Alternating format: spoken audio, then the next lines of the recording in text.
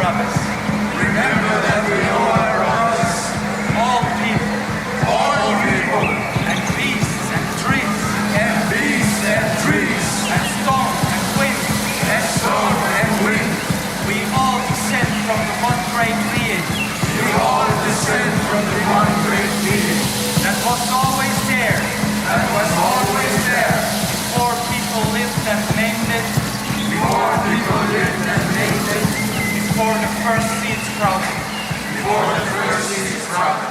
So, well, let me introduce you. This is Deanna, my wife, my superstar, my savior. See, very, very, very humble in her savior role. Did you want me to deny it? Hey, be as honest as you can be. You're mine also. Oh, okay. So see, so there you go. Yeah. Life coach extraordinaire, which we'll get into. Let's start by how we met. So let's hear your side of the story, and then we'll hear my side of the story. Oh, okay. I think they're pretty similar, no? Well, so you embellish a certain way, and I embellish a certain way. I think my nature is to underplay, and yours is to overplay. So just keep that in mind as both sides are being told. Mine is probably less intense than actually was, and yours might be more. I think I might be a little bit hyperbolic, like a lot. Yeah. Yeah. So I started doing plant medicine ceremonies March of 2016 to break a cycle in a relationship that I just was having a really hard time with. And my second ceremony was in May of that year. And you were there, as you know. And I didn't connect with you. I had some thoughts in my mind about what was going on with you, which I was pretty dead on, but we didn't really connect. I went to a dinner a few days later with a couple of the people that were at the ceremony, and you showed up with one of the women. And as we were going to sit at the table, I was saying something, just, I don't know, crass or maybe like, I don't remember. And you looked at me and you went, "You're so cool. I thought you were just a pretty ice queen at the journey. You know, you should really look at the way you show up in Journey Space." And I was like, I can show up however I want in Journey Space. It's my work. It's not a performance. And I was like, for a few days after that, I was like, who is this person? Like, what an asshole. I talked to Jamie about it. Of course, Jamie tells me exactly what I want. He's like, "Oh no, you show up perfectly in Journey Space." And I had an Audi at the time, and my lease was almost up, and I knew that you were like the guy to go to for cars, but especially for Audis. And I knew I was going to get another one. And I was like, oh, maybe I should call that guy. And then I was like, no, definitely not. Don't want to deal with him. So I got my car through a broker. And 3 or 4 months later, September, I go to my third journey, and I'm sitting at the edge of the couch. There might be like this much space between me and the end of the couch. And the induction is about to begin. Jamie's sitting on the floor next to the couch where I'm at. And you come in and sit between me and the edge of the couch. And I was like, okay. No other place to sit. Yeah, right. It seems it was packed. And so I was like, oh, that's weird. The ceremony starts, and I'm sitting on the floor talking to this woman, and the host, the woman who was hosting, comes out and says, "Deanna, Scott is summoning you." And I was like, oh, okay, let me finish my conversation. So I go into the room where you were, and you were having a really hard time grinding on the bed. I know you get upset with me sometimes when I tell this, but this was my experience of it. You were grinding, like you were in a lot of pain. Yeah. And I, for some reason, just knew things about you and what was going on. And I grabbed your hand and I said, Scott, what is going on with you? And you were like, ah. And I was like, this isn't who you are. What are you going to do about it? When are you going to do it? And you were just like grinding and grinding. And so then you were like, whoa. And we had like a brief message exchange, I think on Facebook or something. I think we, Facebook. yeah. I think we checked in once on the phone, just like, how's it going for you? How's it going for you? And then a month after that was my next journey, and you weren't supposed to be there, and you had some change of events. After that. No, it was a month later. That one was September that I just talked about. And then this was October 22nd. And you know how I remember that? I do remember. It was the 23rd was the 8-year anniversary of when I had met my ex that I'd had the toxic relationship with. And I was just all of a sudden like, you know what? I've had a great summer of being single, but all of a sudden I'm ready. And I'm like, so where is he? Like, hello. And I was thinking to myself, wouldn't it be weird if I met someone that day, like this, on that anniversary of that other relationship starting? So we go into that journey, and that's when we really connected and really saw each other. And I was thinking of it as it was a reference now for something that I wanted to call in, because in my mind, up until that point, the men that I would typically be attracted to, I had this idea that they were like assholes and I wouldn't want to like have sex with them. So, and then I was like, but I want someone who's committed to growth and wants to look at themselves and wants to grow. But in my mind, it was like, ew, like pussy. I don't want to have sex with them. So it was the first time that I saw the two coexist. And I was like, oh, great. Wait, asshole? Not the asshole. Well, not debatable. Not really, but the masculine energy, the more alpha masculine energy with the commitment to growth. And then the rest is history. Wait, I have something on my screen that I just need to put in a password to get it to go away. Your screen keeps freezing on my end. I hope that doesn't show up in the... Yeah, you're not freezing, but you're so blurry that I can't even see your facial expressions. Yeah, it's. I think it could be because we're on the same Wi-Fi. I think we might be taking up too much bandwidth. Okay. So my version isn't that much different. I think, well, we had met at that first journey and we didn't connect, and I was there helping a friend through some pretty hard shit, and I ended up at that dinner. That's all right. When I said you should look at how you show up in journey space, it was that and maybe I didn't know like what you were coming in with. Because you came in and you were all hot and you're wearing this like all black and you've got this bougie water bottle and you're got this Rolex on and you're just like strutting through and you're not really smiling and you're just like, I'm like, who the fuck is this? Ooh, triggered. I was like, who the fuck is this? Is this like, because it wasn't that deep into my starting it, and I hadn't, like, everybody that had gone to those ceremonies was like pretty hippie or like you know kind of like on that level, and then you show up and you were like perfectly made up and like it just didn't fit what I was used to seeing. I was used to seeing, you know, like maybe you didn't shower for the day or just not the level of care. And then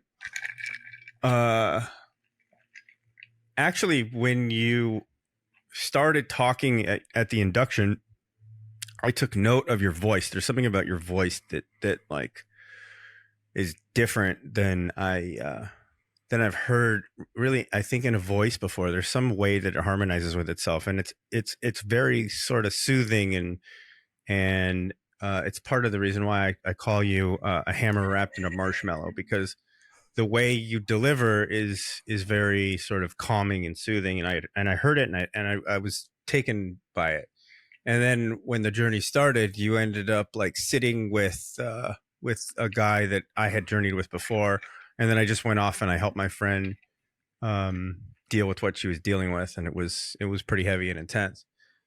The second journey, I do remember sitting next to you, but the reason was because there was nowhere else to sit. It wasn't any there wasn't any motivation behind it. But it did turn out to be serendipitous in that when I was going through that, and Shannon was sitting there, because it was very odd that she was hosting a ceremony and she wasn't going to be doing the ceremony, and it was weird. And she was sitting on the couch, and I'm kind of, when I want or need something, I'm not very shy about asking for it and taking it. Yeah. And I was clear that I needed support, but it would, for whatever reason, it could only be you. And I've said it was sort of divine intervention. I was also in a toxic relationship. And it's not to down talk anybody, my ex partner in the relationship. It just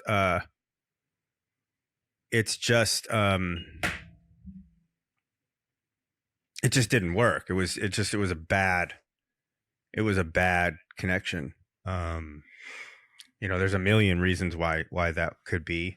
So then the next time we met, after you came in and gave me that what are you doing? This isn't you, which was exactly what I needed to hear, but it was very much not what I was expecting to hear. Mm-hmm. I was expecting like some sort of compassion or, I really feel for you. It was none of that. Zero. None. So I went up to Jamie and I was like, who is that woman? I said, she's the most incredible woman I've ever met, and I'm scared shitless of her. But what was interesting is that it wasn't that deep into the ceremony, and I went completely sober after that moment. And I remember I think that was the same journey that I met Kyle and Heather. I think that was Heather's first journey. Yeah. And then I don't remember seeing you after that moment that night. I think you kind of just went along your way, and I kind of went along my way. Mm-hmm. And then I had won a trip to Hawaii when I was working at the dealership. So I went to the trip to Hawaii, and then the following weekend was my men's weekend, which was a wild experience. Like, the whole thing is that you're really not allowed to know that much about it when you go into it. It's meant to just kind of be a surprise. Mm-hmm. It was a surprise. Really? You were that surprised about, you didn't know what to expect? No, not at all. Mm-hmm. Like there was some information that was great. It was a bit misogynistic in the way it was delivered, and I'm sure there was a rhyme or reason to it. I got a lot out of it. There was a lot of good information, for sure. There was a lot of bonding and camaraderie. It was a weird situation because, there were people in there that were like CEOs of companies, and then there were people in there that were like criminals that had just gotten out of prison like the week after or the week before.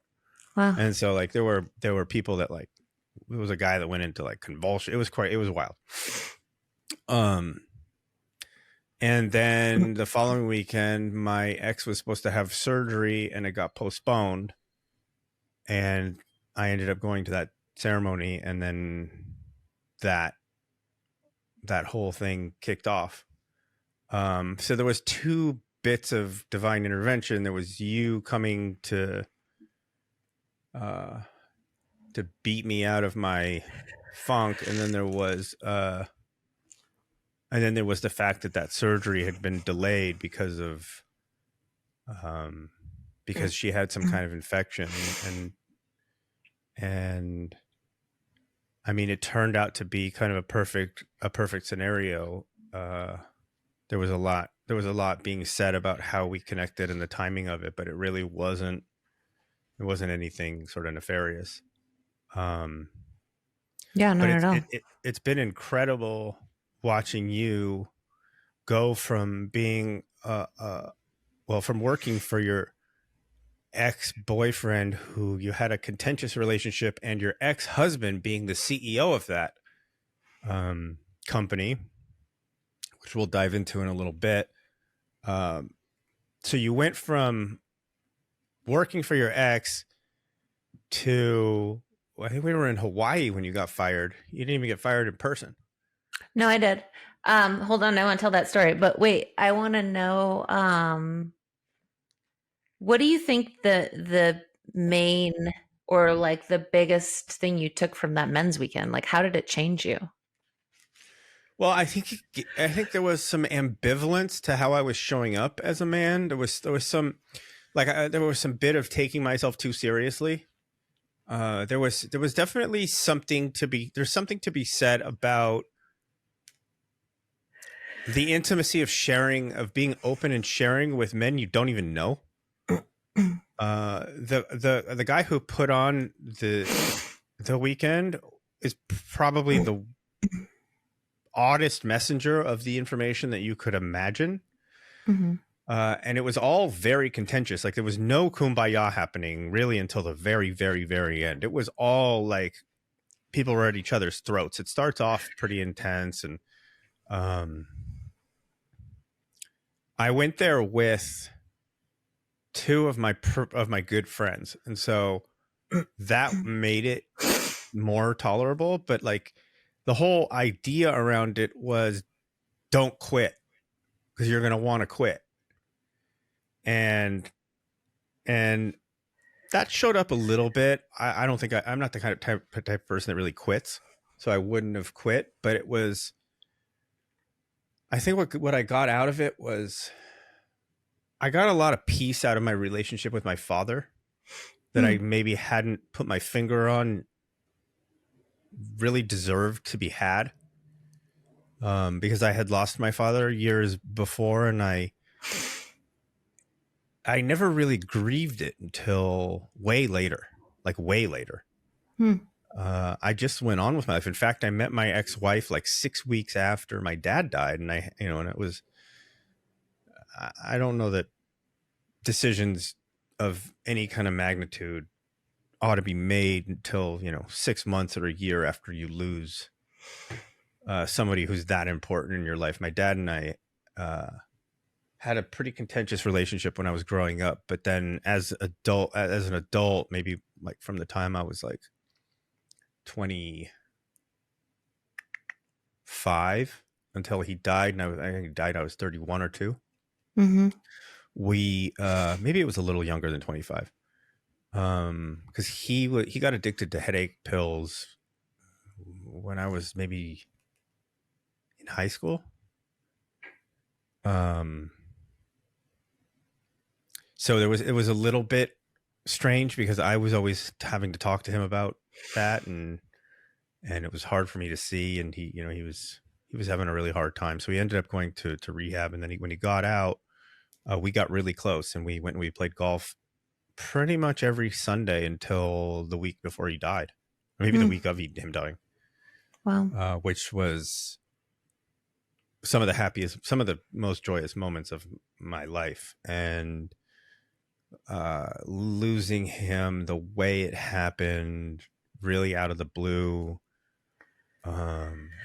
was really hard. And it was really unnerving, because what was unnerving about it was that I had already had the conversations that I needed to have with him when he was going to die, because I did that when he was on the pills, and I thought he was just going to die from that. But then he came back, and he was fully back. Mm-hmm.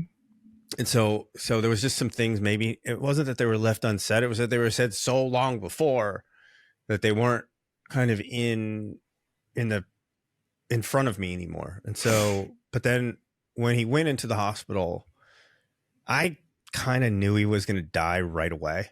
I just had a feeling because of the way it had happened, and he had gone catatonic, and it was just like, there's no chance this guy's coming back from this.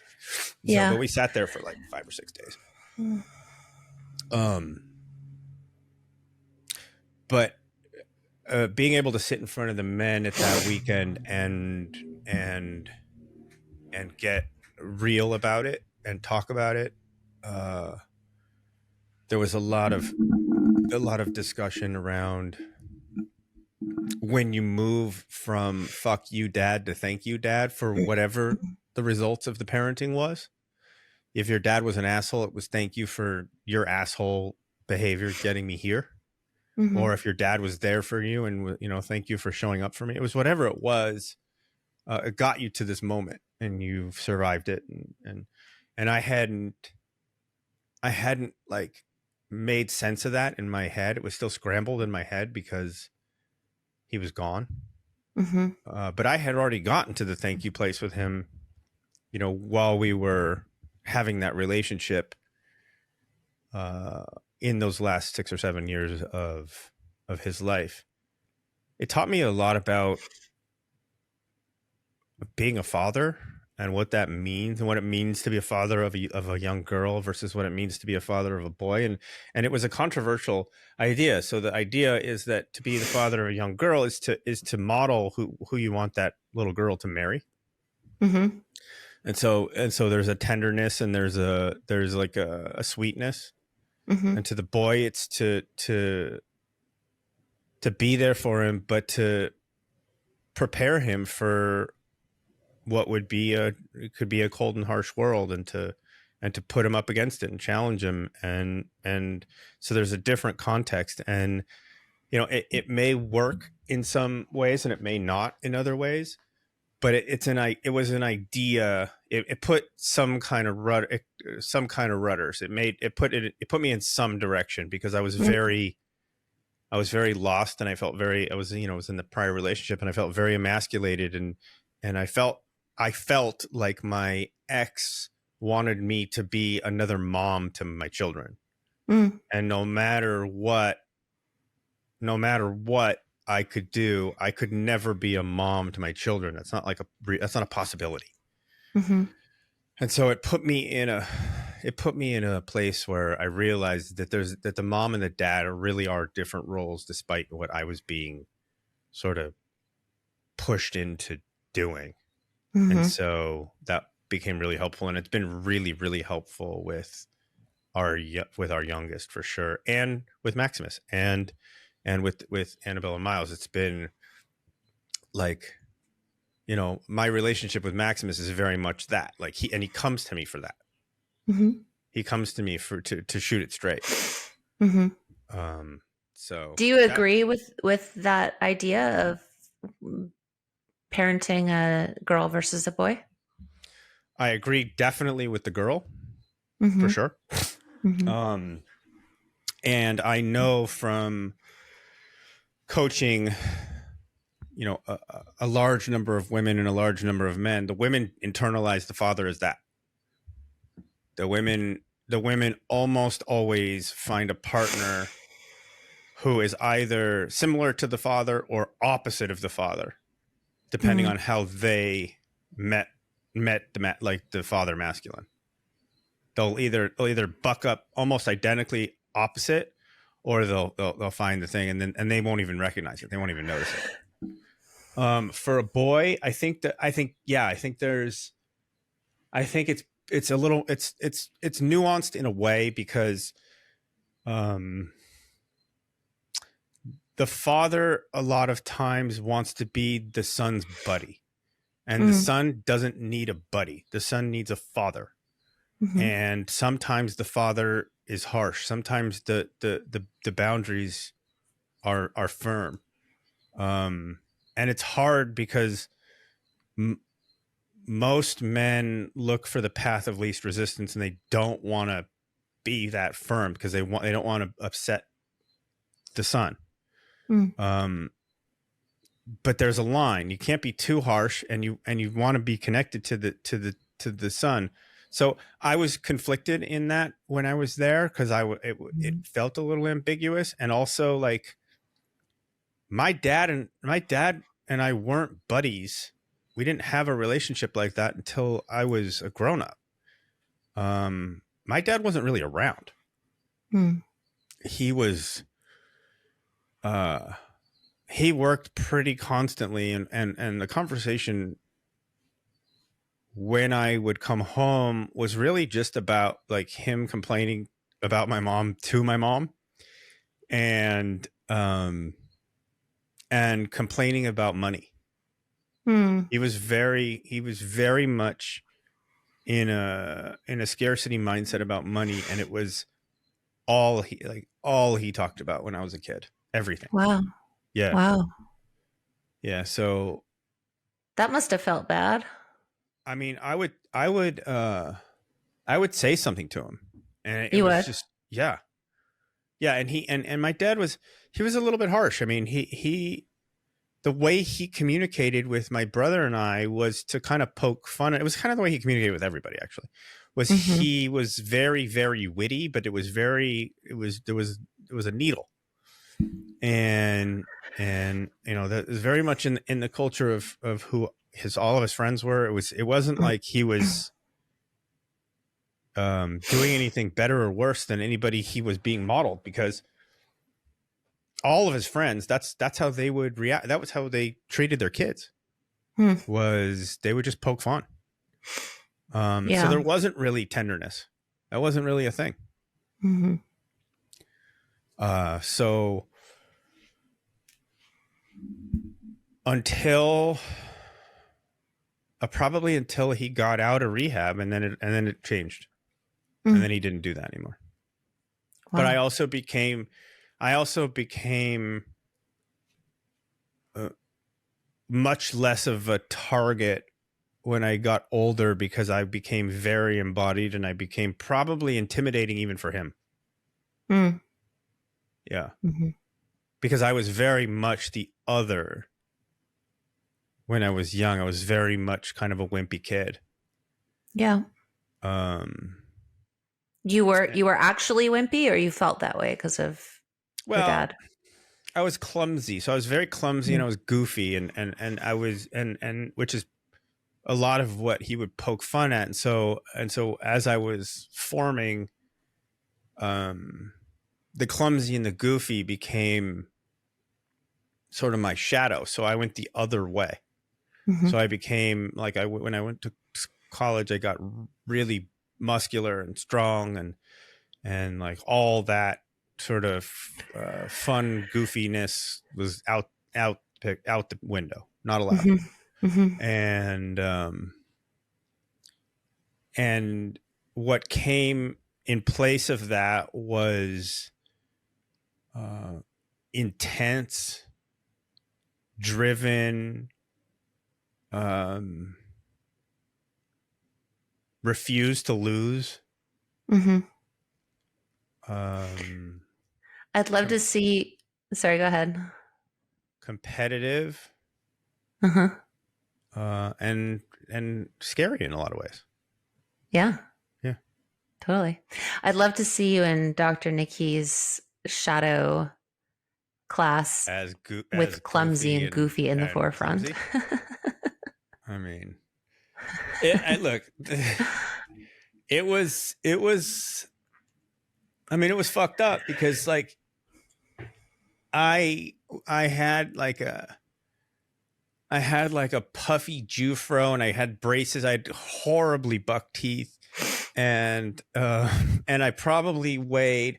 I was probably like 5'3", and I probably weighed 80 pounds. At what age? Who knows? I mean, I was small and skinny, and I had big ass buck teeth, and I had a Jufro, and I had glasses. Mm. I mean, I was all of it. Mm-hmm. I was the whole thing. Mm-hmm. And I mean, and this was like catnip to my dad. Mm-hmm. You know, it was just, so yeah, your dad was like the cool, handsome, strong, all of it. He was massive. Yeah. and I was like this twerpy little kid, and my dad was like 6'3", 220, built, looked like a movie star, and he's built like, I mean, his when he died, his wrists were bigger than my ankles, and Wow. by a big margin. Like his hands would wrap around your hands and touch on the other side. Wow. When that was when I was fully grown.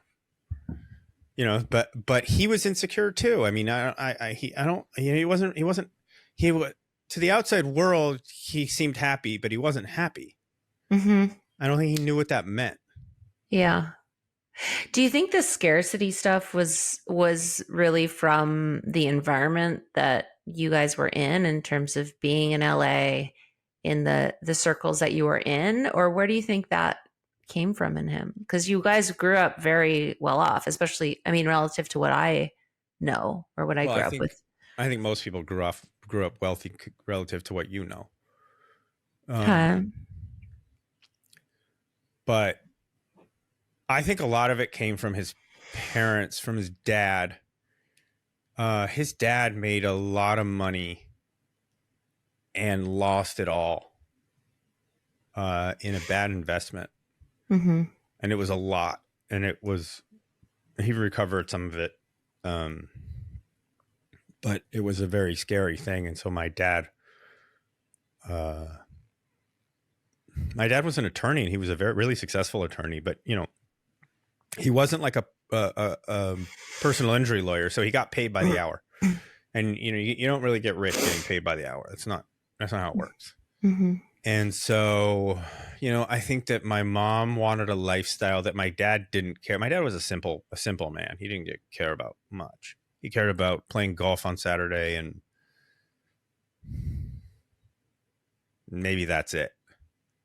Like maybe a trip to Hawaii a year and golf on Saturday, and none of the other shit mattered. My mom was a little bit more aware of the Joneses and wanting to be flying in that flock. Mm-hmm.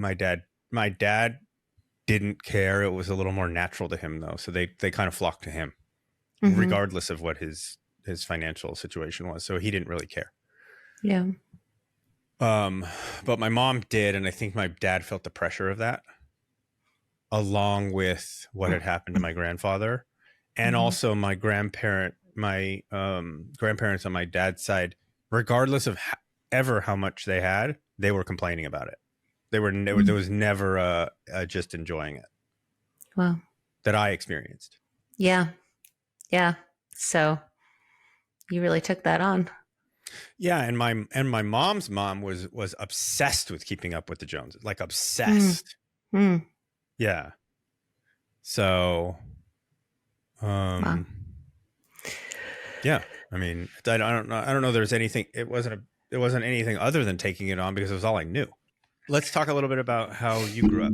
I think it's very relevant to. Well, it's obviously relevant to who you are, but it's also relevant to how you coach and how you support people. So tell us a little bit about the where and the how. Yeah. I grew up in a small town in Canada, in British Columbia, called 100 Mile House. It was a logging town, lots of ranch land, and middle of nowhere. It's about 300 miles northeast of Vancouver. And it was tough for me growing up there. I obviously now I see the benefits, and I'm deeply grateful for that. But it was not what I wanted. I wanted to be, like dancing and singing and acting and playing sports and doing all these different things, and just limited by the opportunities that were available for me. My parents didn't have the means either to send me away or to do like camps or travel or have other opportunities either. So I just felt like a fish out of water, and that I just always sort of wanted to leave. It was rough. It was like, lots of fights. It was like Letterkenny. Yeah, not, I mean, certainly aspects of it for sure. Yeah. Yeah. Yeah. It was, I always laugh about how soft I became after moving to LA. Of course, I also became a mother at the same time. So I'm like, I'm not sure if it was both, but I've definitely softened and, moving through anger and a lot of other stuff too. Yeah, I mean, you talked about when you lived in Vancouver that you went through a bar fight phase. Uh, Yeah. let's. Yeah. It was a way, I got angry really in my 20s. And one of the ways that it came out was I would just get in conflicts, going out, drinking, and I would come into work fairly regularly with scratches down my neck and chest. And I'm laughing, Is but it? it's really like I did some really unsafe things that I would not want my kids to be doing. Did you feel like invincible? When you're angry, you just don't care in that moment. Like anger makes you stupid, right? It makes you make very unwise choices. And so it was that. It was like in this moment, like I don't care. Yeah.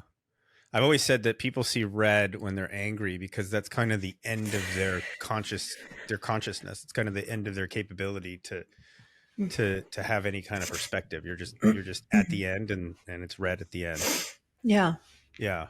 Yeah. Um And it was almost like just wanting someone to pick a fight with me. And then they did. well, that's the law of attraction, right? You show up Yeah. that way, it's going to come to you. Yeah. Sure.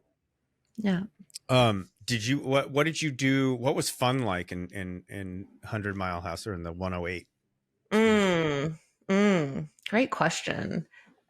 Um, I had fun in relationships, like with friends, in like getting creative and making up silly songs or silly scenarios. We used to record ourselves like with like a tape recorder, like just doing stupid things, singing, going on long walks, and like just like a lot of imagination. Going into the woods. There was this like fallen down tree in my backyard that fell down a hill, and the roots were at the top of the hill. And I coined it my castle, and I would make people like walk down the royal hallway, which was like the tree going down the hill. Um, like things like that. I came up with my own counting system based on my age. Like when I was 11, I would count 11s, 12, 12s, 13, 13s, 14, 14s. The 14s stuck, by the way. I still count in 14s. Um, like, What do you mean you think count in 14s? you don't know this? So No. every like if someone were to measure time increments by tens, that would be more normal, right? Like, oh, I'm going to work out for 10 more minutes, or when I get to 10 minutes, I'm going to do whatever. I go by 14s. So, but then I'll also break it down to sevens, so I can only use multiples of 7 or 14. Okay. um Learn something new. yeah. Yeah. It's I made paper dolls. I didn't have a lot of toys. Um so I made my own. I would make my own like paper cutout. Like I would draw families of girls, only girls, women, girls, and I would write their name and their age on the back and cut them out and keep them in a pencil Mhm. case. And then I would like take them out and play with them. So I had a pencil case of paper dolls. But then I also did like, for as little as my parents had to work with financially, they did put me in lessons and things. Like I did ballet till I was 13. I did skating till I was 10. I did like singing, and I did piano for a bit, sports. I was really involved in a lot of things. So you So, had a pretty full childhood regardless yeah. of the circumstance. Yeah, absolutely. I did swimming. I became a swim teacher. So I started teaching swim lessons in the lake when I was 16. So, And then when you came out here, you were pregnant, mhm. and Rick had gotten a job, and he got transferred here because he wanted to move out here. Yeah. And then a couple years after, you decided you wanted to separate and get a divorce, and then um, you ended up in real estate fairly soon after that. Uh, Not really. I really struggled. I wanted to keep acting. So we split up at the end of 2007 and I kept going. I just like started hustling and finding other ways to make money as well until finally I had had it and I was tired of being broke with a child living here. And so I got my license in 2013. So it was about 5 years of really struggling trying to make it work. And then I got my real estate license and started to also work for my ex at that time. Okay. I mean, Yeah. I'm really hoping that these freezes don't come through on the final recording, because that's going to be I annoying. don't think they do. When I recorded with Aaron, it was like really bad, like worse than this, and it didn't show. Okay. Um, so, okay. So you decided you were going to start coaching after, was it about a year and a half after we got together? Or was it less?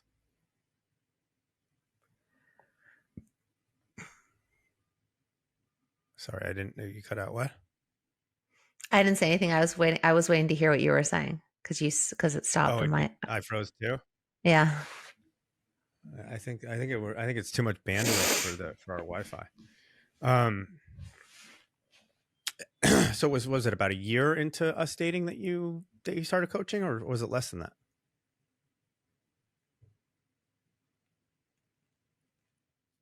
A year into us dating that I got fired. Is that what you were asking? Yeah. It was about 6 months. So we went to Hawaii and, I had been like, I need to leave. I know I need to leave. This is killing me. But I had just so much scar tissue from being broke that I was like, I just want to save more money first. I'm just not quite ready yet. Mm-hmm. And so I wasn't leaving.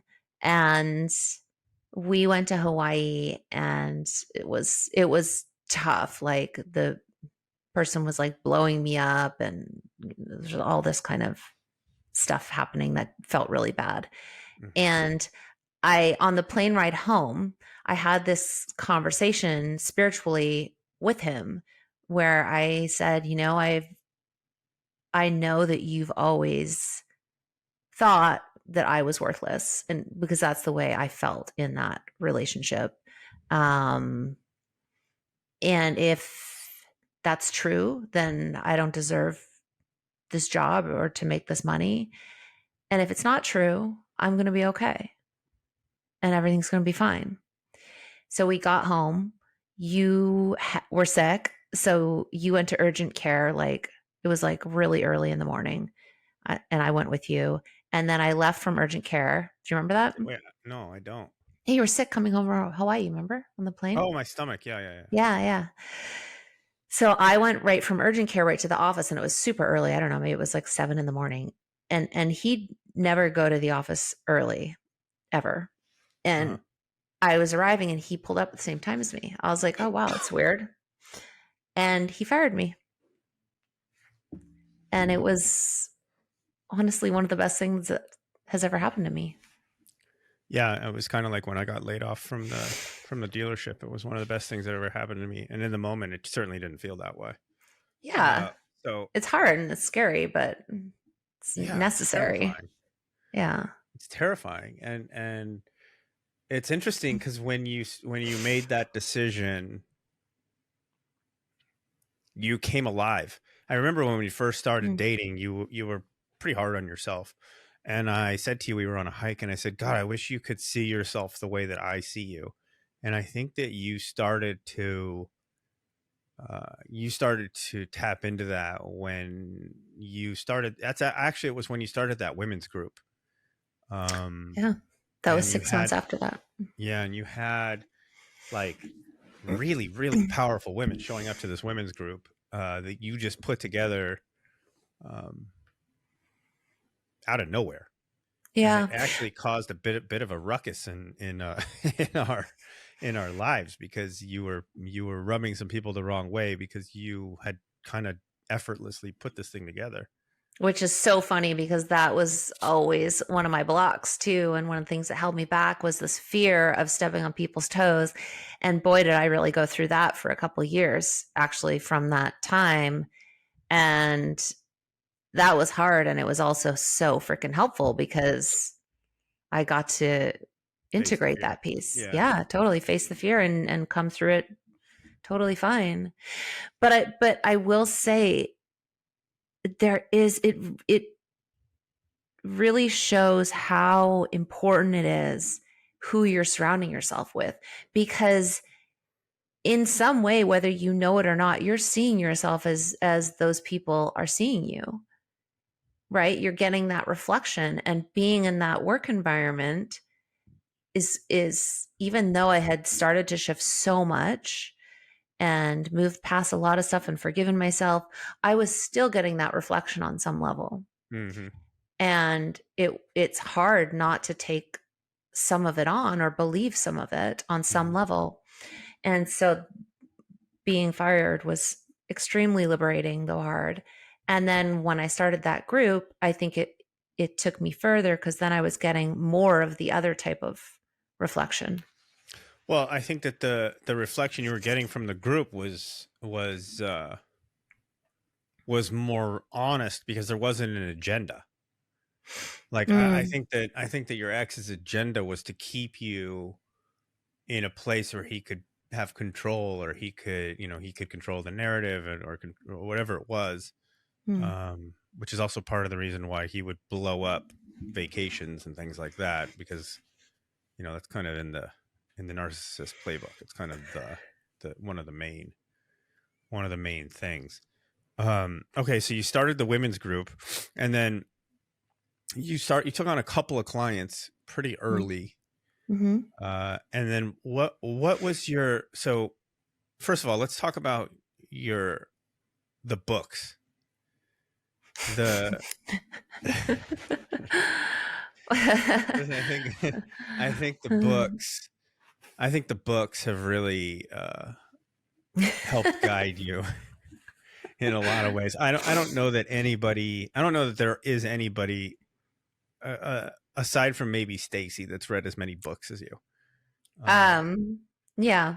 Well, it's interesting because actually going back to the way I grew up, reading was so much for me. Like I have always been an avid reader, and you could say it's part defense, and it was, and maybe still is, because it was a way for me to soothe myself. It was a way for me to transform my energy. It was a way for me to escape. It was a way for me to um, see the different realities that there are or could be. It was a way for me to learn. And it was entertainment too. And not having like electronics, there were electronics then, not nearly as many as now, obviously, but also just what I was exposed to was a lot less than a normal probably kid. So that was one thing. It was how I grew up, and also going through just all the hard things that I've gone through. That was guidance for me. It was guidance, especially without the means to hire the people that I would have wanted to hire or do the other types of education that I would have wanted to do. It really worked for me. I was just constantly, I started listening to books on CD when I moved to LA because A, I had a child then and less time, and B, I was driving all the time. So I switched from most physical books to mostly books on CD. And then that evolved and obviously into Audible. But it's been like mentorship, it's been guidance. And I also like being self-educated in a lot of ways because I get to like extract the things that work for me, and I can really study anything I want in that way or with anyone that I want. Mm-hmm. And a few of these books really have been the main influences and inspirations for you. You want to talk about that a little bit? Yeah. Yeah, the biggest two that come to mind probably, and there's been many, many, many, but Joe Dispenza's informed a ton of my work, and Abraham Hicks. And Abraham Hicks is Esther Hicks channeling Abraham and teaching the law of attraction. And Joe Dispenza teaches about breaking the habituated state and getting into another state in order to create a reality that's different, getting beyond the ego identification and the way that we know ourselves in our current state into a different state to create something different. Um, yeah. Yeah, and so I mean to kind of boil that down, basically, if you show up intentionally in a way that you know serves the reality you're looking to create, the reality will begin to form around the context. Is that Yeah. Yeah, it's I think that's hard to do on its own. I think that can be one piece of the puzzle just because I mean, and you talk about this a lot about addiction. We're addicted to our biochemical state of being.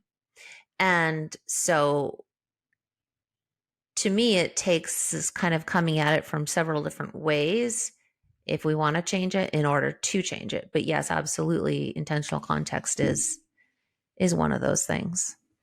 I've noticed that at least, well, for men, I've noticed that discipline and accountability to a routine that is intentional and challenging is very much the most proven path into an intentional context. So, like I get up and I do with the sauna and the cold plunge, and I'll work out, and I'll do the things that are not easy.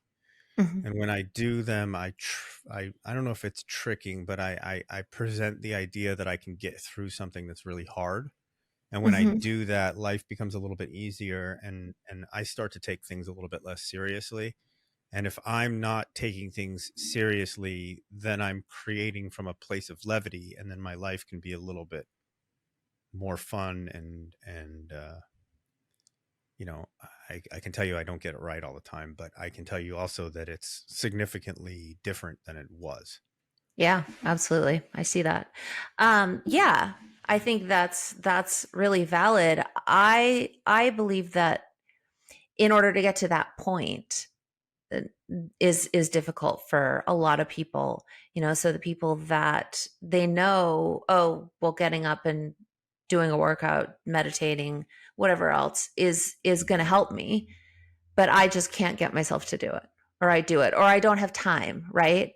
And these are things to me that come before, and we can work in conjunction with the doing um and the transforming. But to me, we also need to get to a place where how am I seeing myself? What stories am I telling about myself?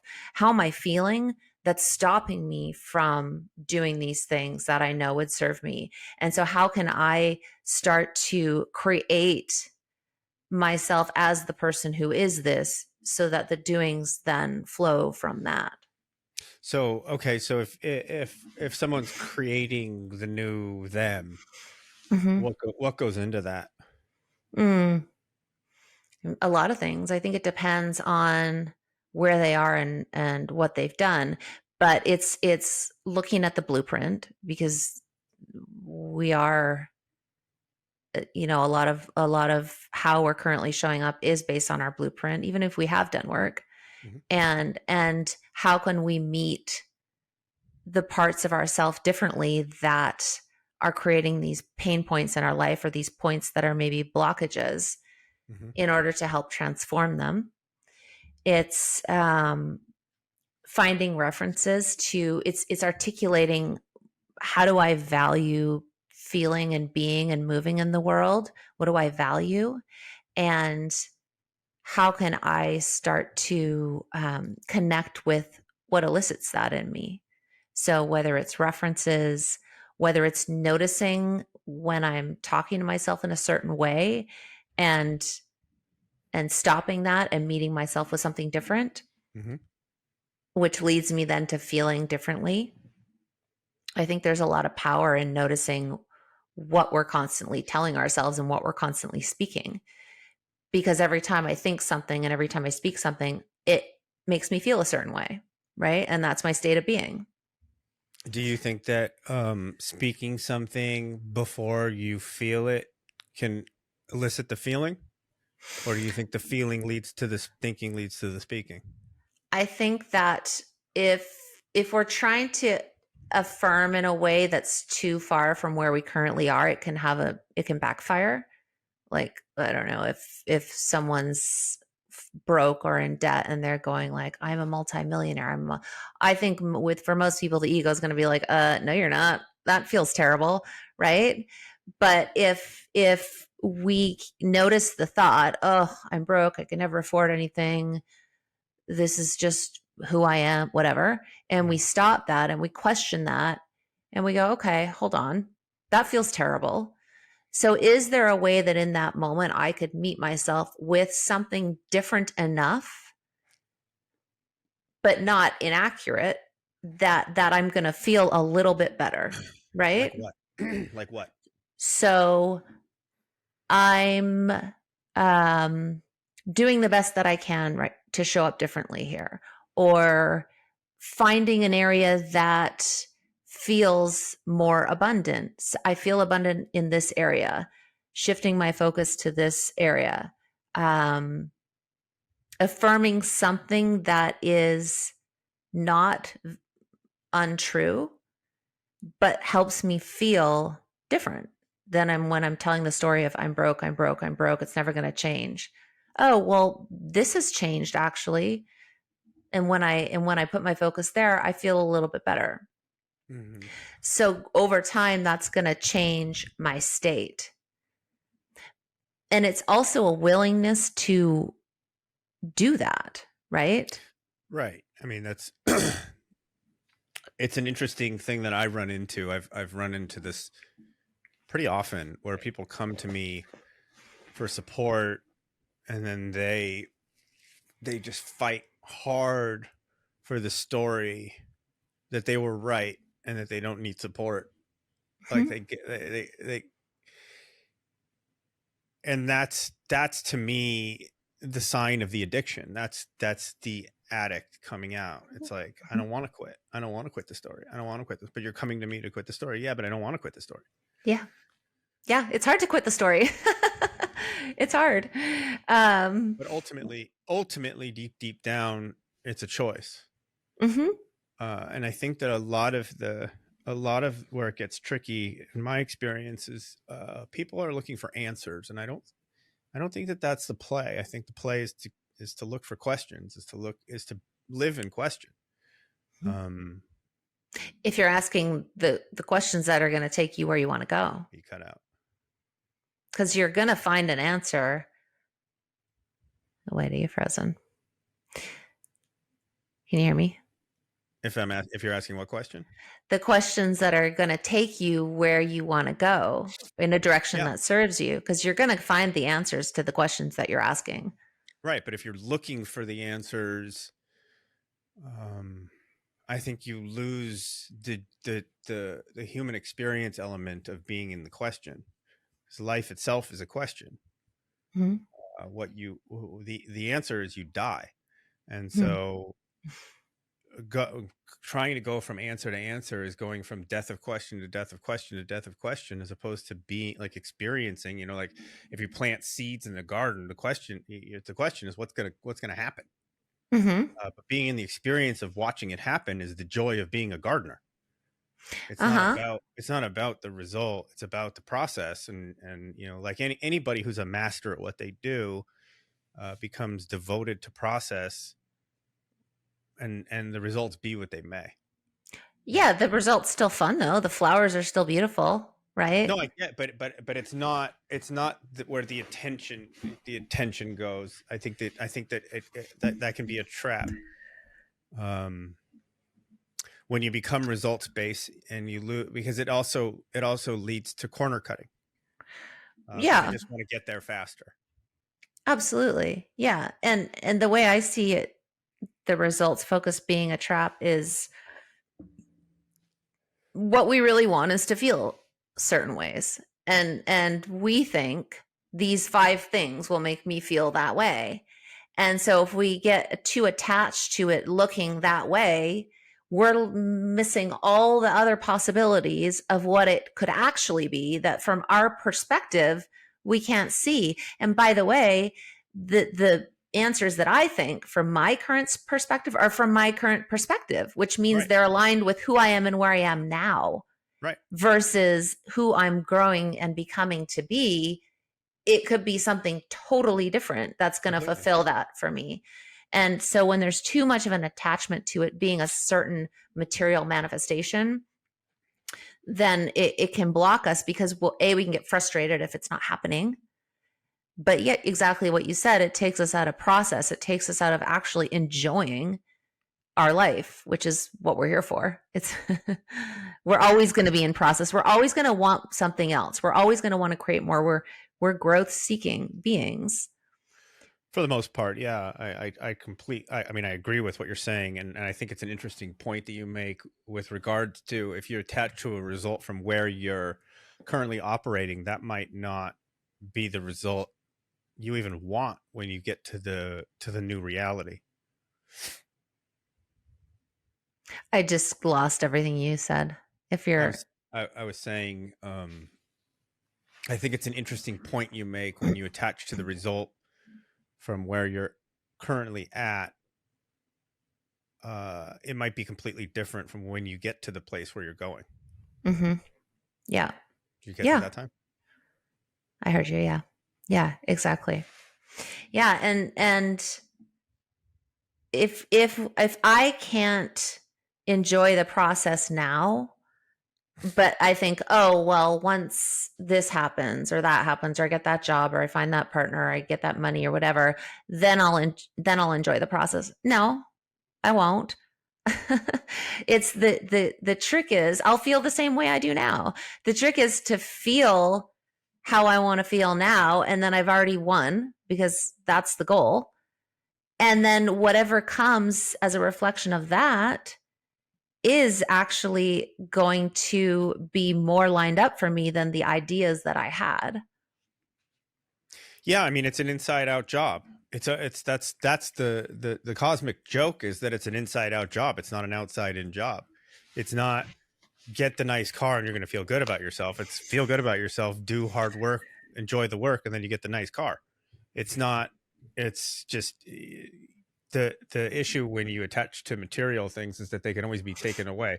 The issue when you attach to any kind of receiving, it can always be taken away. But when you create from the context, you already have it, and so you're just manifesting materially from that state of being, Mm-hmm. which is only natural. Everything that's ever been built has came from someone's mind. It came from someone's ideas. It came from someone's imagination. So Mm-hmm. um, if your mind and your imagination are aligned with what you want to create, it would be impossible for you not to create it.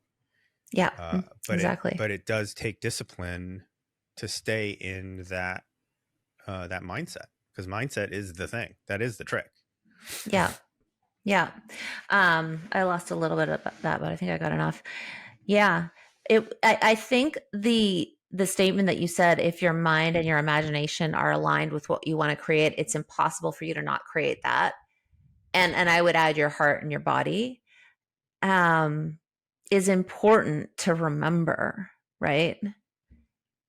Yeah. It's that trusting Mhm. how I'm showing up, the commitment to myself, the ways in which I'm shifting is enough, right? And that's not to say we're not like doing in the world. We are, but that comes from that embodiment, the way that I am shifting the way that I'm showing up, who I'm being in the world, and trusting that. And that goes back to, those are some ways of meeting myself, and ways I see people meeting themselves that can be really transformative, is building that relationship with yourself where you go, I know that I'm doing everything that I can do, and I'm showing up for myself, and I'm committed. And this has got to be enough, because it Yeah. is. Yeah. I mean, it is, when you boil it down, it is. I think there's a lot of distractions that, in life that kick people out of that. And you were spot on when you said you got to remember it.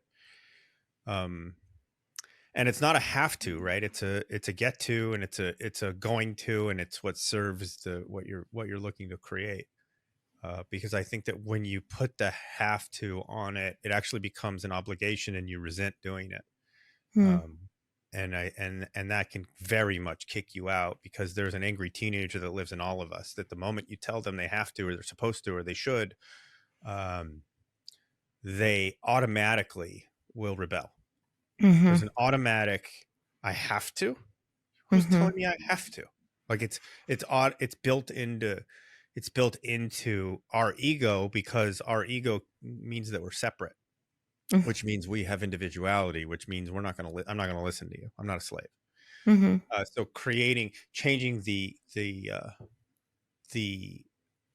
vocabulary that a person uses to be in conversation with themselves, and the removal of try, have to, should, supposed to, and replacing that with the question. This is what I mean by staying in the question. The question is, what do I want to create myself and my world to be today, and what serves that?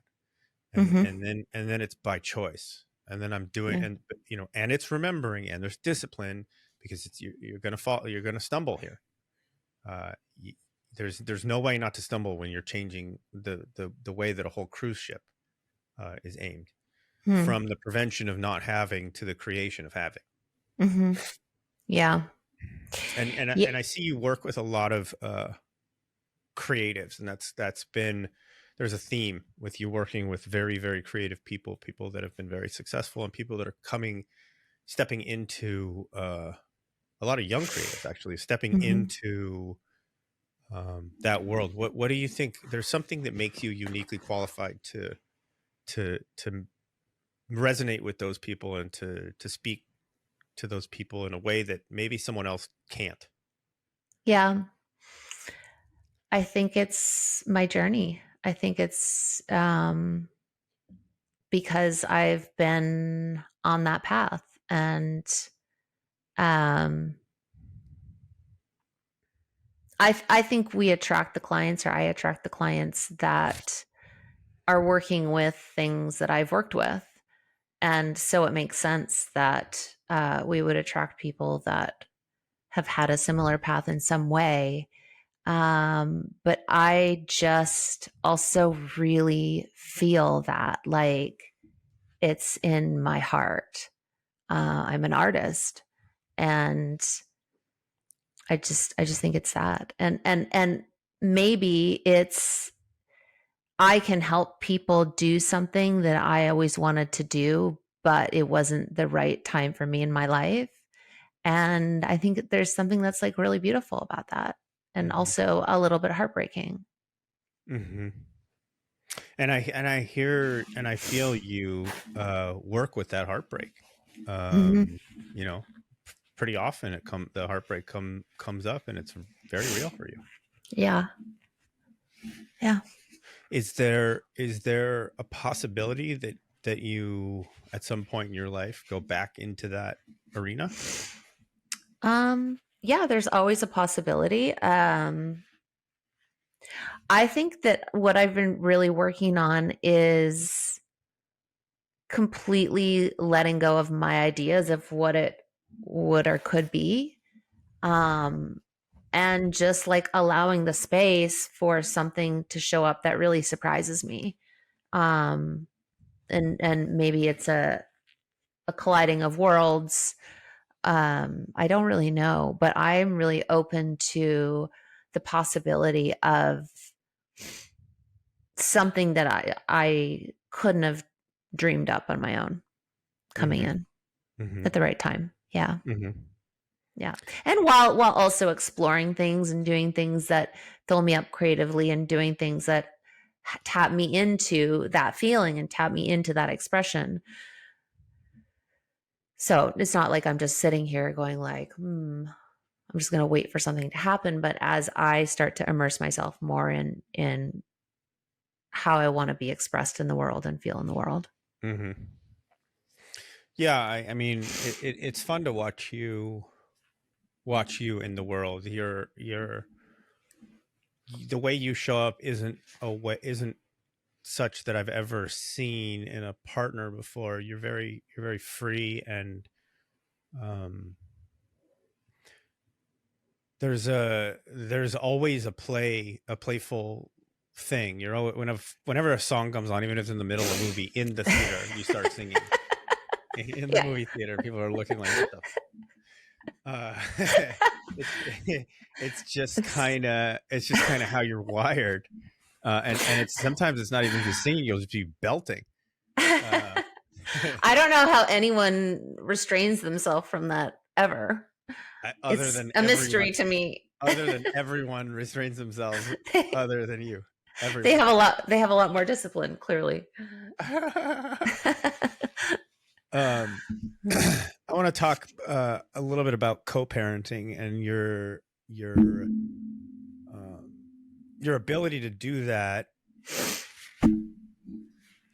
in a pretty interesting way, because you moved out here with your ex and you were very much alone. You didn't have community, and you were kind of stuck. What was that experience like for you? What did that feel like? Mm, it's interesting because it felt right, but it was terrifying. I mean, I was 7 months pregnant when we moved here. I did not have a green card. My ex husband's American, and we moved from Vancouver, and it was in process, but it just can take a while. And so I had a baby, didn't know anyone. I had to find babysitters from Craigslist. Thank goodness I have great spidey sense, and I found actually some really great people. Um, but yeah, not having community. And then he would go back up to Vancouver half the time. He was gone like 2 weeks every month because his company was still in Vancouver. And so it was hard, and it takes a while to make new friends and build relationships as an adult, or it did for me. And it was lonely. It was really lonely, and I was entirely dependent upon my ex-husband financially. But at the same time, I had this baby who was like the love of my life, and like, we were spending all this time together and exploring, and there were a lot of great things. I started doing acting class again right away. I got an agent pretty quickly, started working a bit. Um, but it was hard and it was scary. And when we split up, and it was really lonely, not having that support system was really hard. Really, really hard. I don't remember what the question was that you asked me, but Well, what did it feel like for you co-parenting, not really having community out here? yeah. um I know it took some time, um for you and Rick to kind of, for the bad feelings to sort of go away and move into what it is today, which is beautiful. I mean, Rick's one of the closest people in the world to me. Hmm. um Yeah. I mean, on some level, I think we were always friends, though it was really hard for a while. It was having the intention that we were going to be a family and stay as a united front for Maximus really pulled us through so much of the what was really difficult. mhm. Um, so that intention was powerful. Um, and probably kept us in relationship when we might not have been so united for Maximus too. But not having the community and the support system maybe was a reason why we even, showed up for each other more, because we kind of were not our only people, but certainly our closest. Um, that being said, not having that support system made it more difficult when I started this relationship with my in between person between you and Rick 10 months after Rick and I split up. So I think had I had a stronger support system, I may not have been as sunken in that one. It's hard to know. It's hard to know. Yeah. Yeah, I mean, it is something I just needed to go through, I think, too. Yeah. I think that people can get into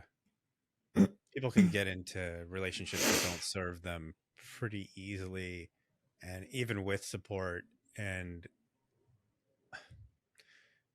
most support systems aren't willing to speak that difficult a thing to someone, because like, hey, you're going into a bed of snakes, because if you inevitably go into the bed of snakes, then the person who said something to you is kind of out. Well, I certainly would have gone into it. I don't think that I would have not started the relationship. I think I would have, for sure. I don't think I would have stayed stuck in the loop for 7 years had I had a better support system, because it wasn't just about someone reflecting something to me. I knew early on that I was really in a hard spot. It was all the scarcity. It was like the lack of really having like a deep supportive network. It was a lack of having enough of the other reflections of myself. It was, I just think that it wouldn't have probably gone on as long. Right. But again, who knows? And I obviously needed to go on that journey. So what did you learn most about the in between one, about yourself? About myself, I learned, so when I got married, I met him at 21, 10 months out of relationship with my first love, and not even thinking about marriage, not even close. Hadn't crossed my mind. And he proposed 5 months after we started dating. And ultimately I said yes, obviously. But then when it came down to it, I was like, I don't know if I actually even wanted to get married. Maybe marriage isn't for me. Maybe I'm not meant to be in a committed long-term relationship. Maybe I don't want that. Well, going through this relationship taught me that I did. It really helped me define and understand what was right for me and what wasn't, and what I wanted and needed in a relationship. And that was one of the biggest things that I got out of it, for sure. So much. It taught me so much. It taught me how to transform. It taught me how to break what I was addicted to. It taught me how destructive guilt can be. It taught me about how destructive it can be to not trust yourself and make yourself wrong. Yeah. I mean, you spent a lot of time kind of gaslighting yourself. Yeah. In that. Because ultimately, when somebody's being gaslit, they have to sign on to believing it. Otherwise, you either react by believing it or fighting, or you respond by leaving. Yeah. So there is a contract that you sign when you're in a relationship with somebody who's making you crazy, and that's that you're going to be crazy. Yeah. Yeah. Yeah. And it's so interesting to see how unsafe I felt. And one could say, if they just saw a snapshot of me in that relationship, like, oh, you're really needy, or you're really insecure, or you're really jealous, or any of these other things. But even when I was in that relationship, I was like, but I'm not like this anywhere else in my life. And I've never been like this at any other time in my life. And now it's even less so, because I have so much safety, um, that it's interesting to see how people could make those assessments, but it also could be completely conditional. What do you feel like being in relationship with me? We're gonna gas me up a little bit here. Uh, what do you Uh-huh. think has made you feel so secure and held? I only heard held. Being, what do I think being in a relationship with me and then held? Has made you feel so secure and held? Hmm. Because I'm not exactly the easiest person in the world. No, you're not. So thank God you have other things going for you. Um, you do what you say you're going to do. Um, you always show up when you say you're going to show up. You are, there's something that is just, it's by observing it. I see your commitment to yourself, and I trust that. And I see your commitment to us, and I trust that. And I believe it because I've seen time and time again that you do what you say and you show up. Mm-hmm. And so that is safety for me. It's interesting because that doesn't seem like a lot. That seems like the very minimum. Mhm. It, Mhm. I maybe I don't know. That just seems like basic accountability. Yeah, but maybe it's just my track record that I never had that. I wasn't ready for that. Um, but yeah, that is, it does a lot. And I don't know how many people really have that level of accountability. That I mean that see it's weird for me because Mhm. that's just so wired into maybe how I am. My commitment to myself, I don't know that it started until right as I was meeting you or just before. When I Mm. started plant medicine, it was because I was pretty close to ending it for myself, and it was a secret battle I was fighting, not the headaches, but where I was at. I didn't tell anybody. In fact, I don't know that I told anybody until maybe a year or two ago. Told So anybody about what? that I was pretty close to ending it. Oh, got it. Right. Yeah. There was just, it was so severe. It was so brutal. I was so helpless, and it just wouldn't stop. It just wouldn't stop. And, when I went to my first journey, I don't know, I felt a love and a being from the universe, from something that kicked me into a different gear, and it didn't do it right away. I am a stubborn. I don't learn lessons the first time. I don't. And I never will. And I think it's one of my best qualities. I push it, but when I learn them, I learn. Mm. Um, but I kept going back because I had made a deal that I was going to go every month and see if it would make the headaches go away. And sure enough, maybe a year into going, they went away. I don't think I've had a couple of little here and there's, but I haven't had a real headache cycle for, gosh, it's probably been what, 6 or 7 years. Yeah, I think you had a couple little ones right in the beginning of us. So that was like almost 7.5 years. Yeah. So, and that Mm. was it. And this was sort of a fate that I thought was my fate. And when it went away, I started to take the idea of committing to myself really seriously. So it meant,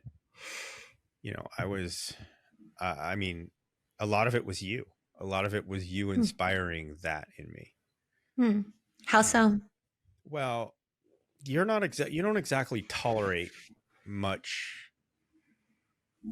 You have this idea that you tolerate my stupid behavior, and it's not exactly true. Really? Yeah. Okay. You're operating on a complete false notion that that you're that you don't have enough boundaries and all. It's nonsense. You're very ask your son and your ex-husband. Really? Yeah. Oh. Yeah, you don't no one gets away with shit with you. Okay. You might take like a week to bring the hammer, but the hammer's coming. Okay. Um and so when I step out of line, and I do, it doesn't take long for you to be like, "Hey dude, this is ending now."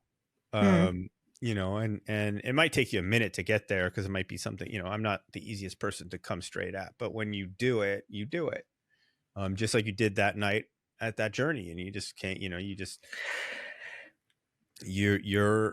the hammer wrapped in a marshmallow. You look very sweet and kind and all the things, but underneath that is there's a Hmm. demand that's implied with who you are, because you take your growth and your path, and you take it very, very seriously, uh more seriously than anybody I've met. Sometimes I think maybe to a fault, but very seriously. And you know one of the things that you did and you continue to do, that I think, and I was just talking to someone about, I was talking to Stacy about it, Hmm. um was you make it a point to tell me that I'm a good person, Hmm. and that I'm a good man. And hearing that from someone that I believe Yeah. put it is a demand. It's a demand to live into that. Hmm. And Yeah. it's an implied demand. And so Hmm. with you doing that, it makes me believe you, and so I'm already better than I was before I heard it. Hmm. But also, I don't want to let you down. I don't want to be anything less than the good you see. Hmm. And so Hmm. you doing that, whether it's conscious or subconscious, or it's just how you operate, uh, is an invitation, but it's also a demand, and it's a demand that I'm happy to accept, Hmm. because I believe that a lot of men, if not most men, deep down fight that they think they're bad. Yeah. I mean, And so absolutely. I see it with my hearing from clients someone that you also. believe that you're good Um, begins to change that and context, begins a to lot change of the them, story. sorry, what was that? Change the story? Yeah, well, it begins to change the context, and it begins to change the story. Yeah. I mean, if you physically look at what I looked like before we got together, and what I physically, it's a completely different person. Let Completely different. alone completely different. Let alone like how I showed up, and it's also proof that how you show up isn't you. It's what you're employing. Exactly. Yes. Yes. And I mean that this isn't who you are. I'm working with that every day in my job, and I'm doing exactly what you just said, in that I'm I'm saying this isn't who you are. Come over here, come meet me over here. Not in so many words, but yeah. And as you know, it's like really cool to watch people believe it. I mean, it's when you talk about purpose, Hmm. yours and mine are similar in that you're kind of a shepherd. You walk people from where they are to where they want to go. And Mm-hmm. I sort of do the same. And you have been very integral in doing that with me, Mm. and so I thank you for that. You're so welcome. um, in on the flip, actually going back to the safety, and it's not just safety, it's given me a lot more than that. But one of the things that you do and have done that has been so helpful for me and provides me with a lot of safety is that you accept me and you don't make me wrong for wherever I am. Like I've been through different iterations since we've been together. I was doing work that I really didn't like in the beginning, and then I got fired. I kept doing real estate, but that was a transition. I started coaching, then I got pregnant shortly after, and while I was still building the business, had a newborn, and that was a transition. And I've been in all these iterations financially as well. And you haven't made me feel less than or less valuable as a person, no matter which of those I've been at. And that has been really healing for me. And it's allowed me to step into a whole new season of empowerment, because to me empowerment is, it's like the freedom to choose what I choose. Yeah. And you've given me the space for that. And so if I were a stay-at-home mom, or I were killing it in my career, or I were any other combination of those in between, I wouldn't feel that I'm less valuable as a person. Well, And you've given me that space for that. well, I think that's the role of the masculine, is to be a container. It's not about control, it's about containment. And I think control is where men get in trouble, and it comes from their own. I think control comes from a scarcity. It comes from a fear. Yeah. Um, and containment comes from power. And so control is an act of force. Containment is an act of power, because it's still, it's not pushing anything. And when I'm dealing with someone who is as feminine as you, again, there's an implied job, and the job is to be a container. It's not to try to force you into being something that I want you to be. If you ask me for my opinion, I'll give it to you. But I'm not gonna.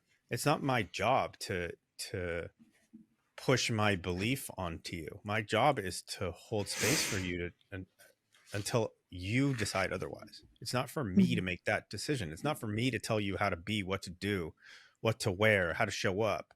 Like that's not what I do. If I'm Mm-hmm. doing that, then I'm operating from fear. I'm operating from control. And I know that if I try to control you, you're eventually going to resent me. It might not Mm-hmm. happen today. It might feel good in the early going. It might. It might feel good that I'm showing how much I care. You know what I'm saying? Mm. Yeah, I could see for Uh, an old version of me, perhaps. right. Uh, but as you become more empowered, as the relationship goes on, after a year or two, and that control piece is in there, it begins to look like fear. Begins to look like jealousy. It begins to look not good, and you're gonna tire of it, and then it's gonna lead to some sort of subverting behavior, or it's going to lead to you rebelling, or it's going to lead to a conflict that's always there, whether or not it's being acted on. There's a conflict, Mhm. Yeah. Yeah. because I'm moving into my feminine, which is the movement, and it puts you in your masculine, and then it just doesn't work. It's Hmm. impossible. Yeah. So when I see Yeah. people when I see people that are in controlling relationships, my job is to teach the man how to hold a bigger a bigger container, a bigger space, and not and if they don't accept their partner, boiling it down, leave. Because if you don't accept your partner, you're going to make them and yourself miserable forever. Do you think there's a path to acceptance if they're committed to themselves and showing up for themselves? Well, ultimately, it's a choice. Mm-hmm. Ultimately, when you push up against the things that you don't accept, you move into the question of, okay, what is it? What is it about me that they're showing me? Because everybody that you are in relationship is a representation. Assume they're not even real. Assume that they're not them. They're representing something. And if there's a behavior that, like, there are things you do that I don't like eating chips in bed or whatever it is. Like, there are things I don't like, but that's not about your character. That's a behavior, right?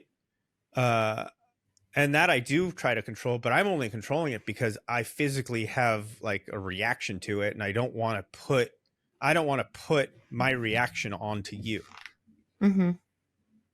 But it's not trying to control you as a person. It's not trying to control your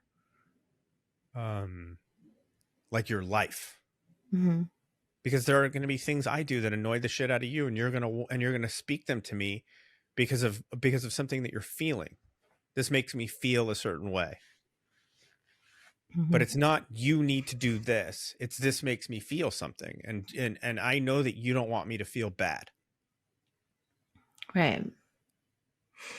Yeah. So to answer your question, do I think, yeah, the answer is yes, but it takes a level of commitment. It takes a want, and it takes being very supportable as the person who's being worked with. Yeah. Yeah.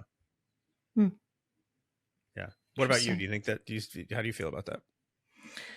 Yeah, I think that ultimately, if I'm not in a relationship, or if I'm in a relationship that's not working, or I just don't accept my partner, yeah, I have two choices: leave or make a deep commitment to my work. And I think that what most people do when they get into trouble in their relationship is they go, oh, we need couples work. And okay, maybe there's a place for that. But if you're not doing your own work, I just think it's a band-aid. My opinion, my experience is that you've got to be committed to showing up for yourself, because you're the one that's changing your reality. It's not based on like, yeah, we can have more empathy and understanding for our partner, but if I'm not changing, I'm not changing. Yeah, I think couples work is valuable. I think it's valuable in the beginning of a relationship if you're learning how to communicate, if you're learning how to ask for what you want, if you're learning how to get needs met, if you're learning how to connect sexually, if one person isn't like comfortable expressing themselves, whatever that may be. I think it is valuable then, and the work individually doesn't need to be as intense, but most people don't find somebody to help them as a couple until there's a problem. And when there's a problem, I would say that the individual needs to show up twice as much as the couple for help. I think if the individual is showing up 4 times a month, the couple can show up twice a month. But if the individual doesn't show up twice as much as the couple, it inevitably is just getting you from week to week. I think that is true. Yeah, and that's not to say there can't be value in couples work. I do think there can be. It's just that I think too much of the pressure of it is put on that, and without really looking at what's going on with me, what's this about for me, what do I actually want, and how could I transform to allow that? Yeah, I agree. I think there's a role for mediation in relationship. And I think that a lot of why I've been historically brought in for couples is actually to help them break up, Mm, is to make it so that it's the untying of a knot instead of the cutting of a knot, so it's not as gnarly on the breakup. mm-hmm. Um, Do they know that when they're coming to you? Like, is that the no, intention? but if a couple comes to me and I can tell, Mm-hmm. um, I don't push them towards it, but I definitely I ask questions. Like I question, okay, so what are you getting out of this? Mm-hmm. Because ultimately there's always a payoff. It's not an intent, doesn't need to be an intentional getting something out of it, but you're getting something out of it. Mm-hmm. It's validating a story. It's validating something. Otherwise, you wouldn't stay. Mm-hmm. If it's a relationship that's toxic, and it's very easy for two really good people to just not work together. Totally. Like it Totally. doesn't Yeah. mean that you're bad. Mm-hmm. And when it's married couples with kids, the real question I'm always asking them is, okay, so you're staying together and you're modeling this terrible behavior. What are you teaching your kids? Mm-hmm. What are they picking up? Are they picking up that you stay in a relationship even though you're miserable just because that's what you're supposed to do? Like where does your joy come into this? Yeah. Yeah. Uh, And it's not even just what the kids are learning based on what they're observing, it's what they're learning somatically based upon how they feel as a result of the tension and everything that's not being said in the household and the emotional gaslighting that's happening. It's all of that. And that's what's creating or contributing to their blueprint. So it's not even just like, oh, this is what I saw modeled. It's like, this is how I felt growing up in my household. And so this is now where I'm creating from in my life. and also what you're comfortable matching. Yes, exactly. Yeah, Yeah. because you're used to it. It's like a game of memory. Like when you Mhm. find that thing, oh, that's familiar, and for me, people tend to gravitate towards what's familiar. Yeah. Yeah. Yeah. No, I agree. All right, I gotta wind us down. Thank you. Thank you. It's always good to do this with you. Yeah. Yeah. And we'll do it again. Thanks for Much having me. much more to speak. Thank you. I love you. Yeah. I love you.